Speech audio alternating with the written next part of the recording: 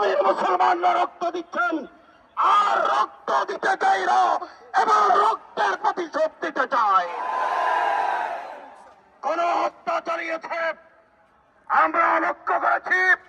আমাদের বেগুনা মাসুম শিশু বাচ্চাদেরকে, আমাদের কিশোরদেরকে, মা বোনদেরকে যেভাবে তারা নির্মম নিষ্ঠুরতম হত্যাকাণ্ড চালিয়েছে, পৃথিবীতে এইরকম আইয়ামে জাহেলিয়ত হয় নাই।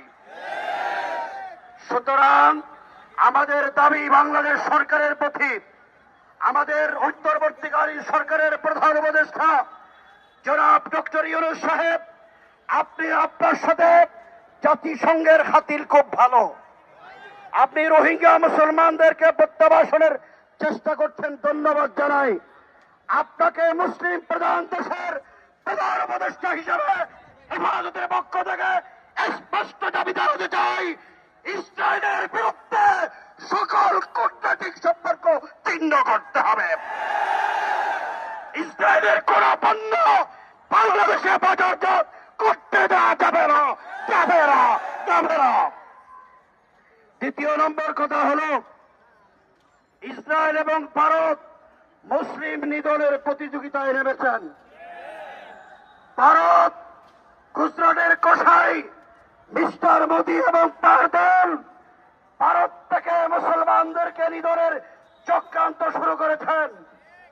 আমরা মোদীকে স্পষ্ট ভাষায় বলে দিতে চাই, মুসলমানদের গায়ে আর হাত দিলে ভারত ভেঙ্গে টুকরো টুকরো হয়ে যাবে।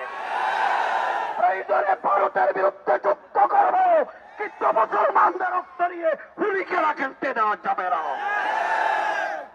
বাংলাদেশের আমরা আজকে আরেকটি দাবি করতে চাই, ভারতের আধিপত্যবাদী শক্তিকে আমরা এদেশ থেকে বিতাড়িত করেছি। ভারতীয় দালাল ফ্যাসিস্টদেরকে দেশের তত্ত্ব জনতা গণবিপ্লবের মাধ্যমে প্রত্যাখ্যান করেছে। তারা 16টি বছর আমাদের উপর অত্যাচার জুলুম করেছেন, নির্যাতন নিপীড়ন করেছেন।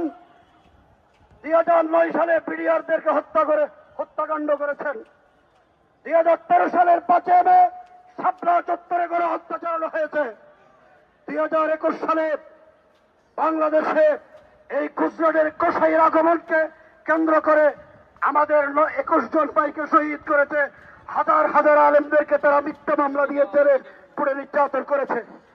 2024 সালে আমাদের বেগুনা মাসুম ছেলে মেয়েদেরকে, সন্তানদেরকে জুলাই আন্দোলনে গণহত্যা চালিয়েছে। সুতরাং এই শাপলা চত্বরের গণহত্যাকারী, বিডিআরের গণহত্যাকারী, জুলাই বিপ্লবের গণহত্যাকারী আওয়ামী লীগকে বাংলাদেশে নিষিদ্ধ করতে হবে। আওয়ামী লীগের বিচার করার আগে, কুলি হাসিনার বিচার করার আগে বাংলাদেশে রাজনীতি করতে পারবে না।